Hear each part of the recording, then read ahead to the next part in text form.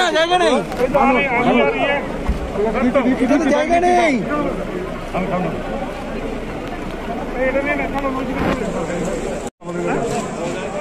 গাড়ি দুটো এসছে, যে কোনো একটা গাড়ি চাপলে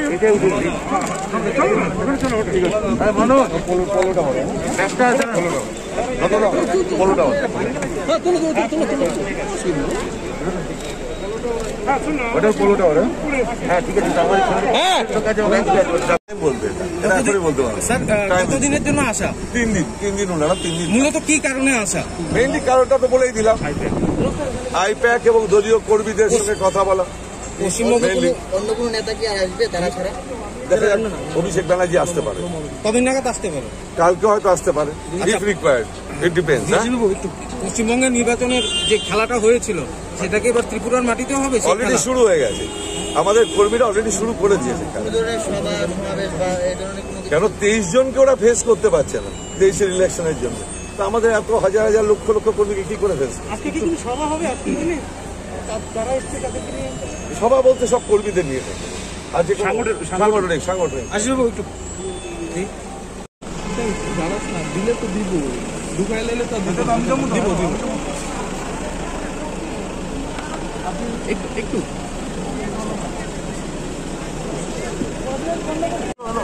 দাদা একটু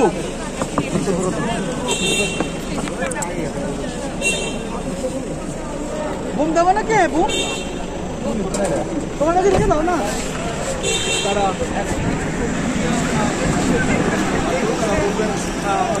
তাদেরকে আটক করা হয়েছে।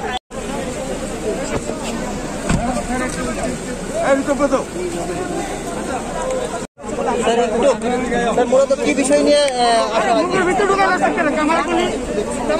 আরে ভাই ব্যাগটা পাচ্ছি না, লাগেজটা একটু যদি বলে।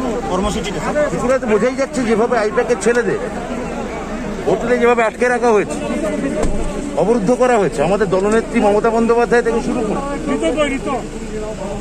বলুন আমাদের নেতা অভিষেক বন্দ্যোপাধ্যায়, তারা গভীর উদ্বেগ প্রকাশ করেছে, নিন্দা করেছেন ঘটনা।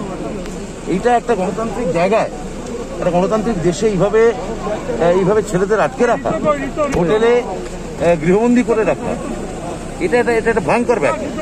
এটা ফ্যাসিবাদের মতো, এ সম্ভব নয়। এবার আমরা সেটা রাজনৈতিক কর্মসূচি নিয়ে এসেছি, একটু করে অফিসিয়াল প্রেস কনফারেন্স করবো। ছেড়ে দিন। আপনারা কি যাবেন ওই যারা আটকে রাখা হয়েছে? হ্যাঁ অবশ্যই। অন্য নেতারা কি আসবে রাজ্যে? বুঝলে অভিষেক বন্দ্যোপাধ্যায়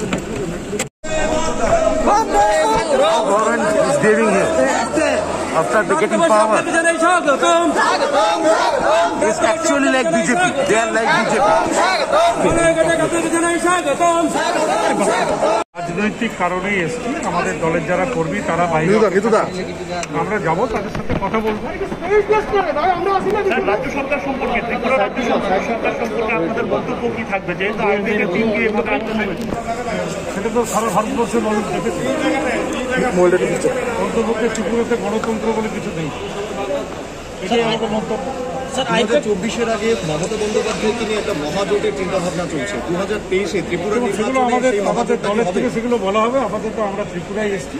ত্রিপুরায় আমাদের যারা কর্মী সমর্থক ত্রিপুরাবাসী, যারা বিগত বিধানসভা নির্বাচনের পর থেকে এখানে গণতন্ত্র প্রায় স্তব্ধ হয়ে আছে।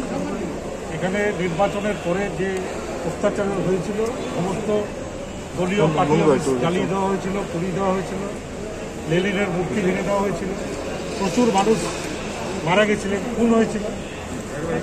আমরা সেই অত্যাচারিত মানুষের কাছে দাঁড়াতে এসেছি। ত্রিপুরা রাজ্যে আপনাদের কতদিনের সফর? ত্রিপুরা রাজ্যে আপনাদের কতদিনের সফর, কি পরিকল্পনা রয়েছে?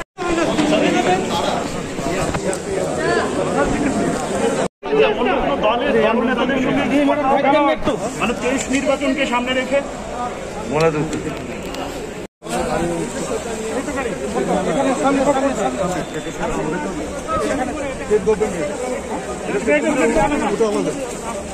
এটা কি স্টেটে? আরে বিচার ভাই কত সামনে গেছে মোবাইল দেখা মোড়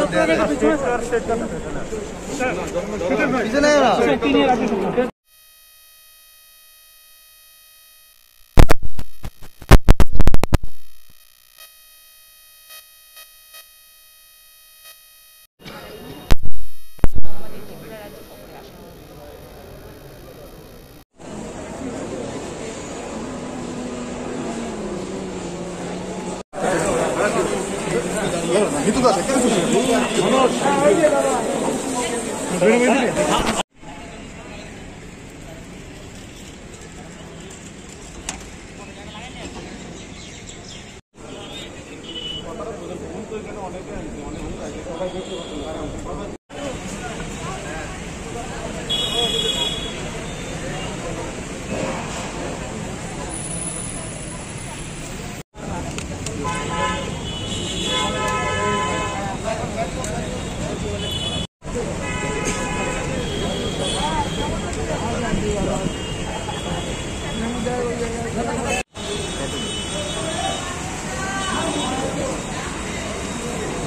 ভিড় করেছেন ওদেরকে বের হওয়ার জন্য বলছি।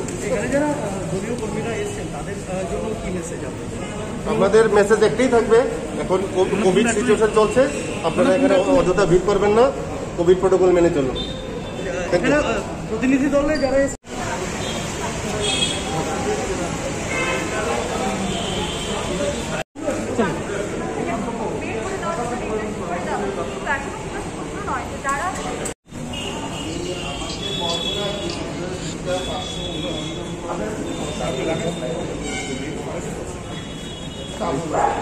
সবাইকে বের হতে বলা হচ্ছে।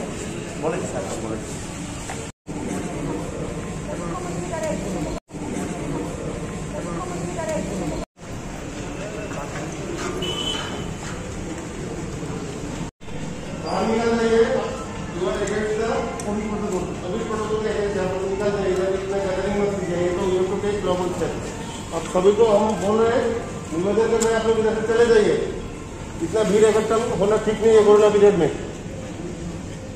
Otherwise we have to take lawful step. निकल जाइए, निकल ठीक है। आप लोगों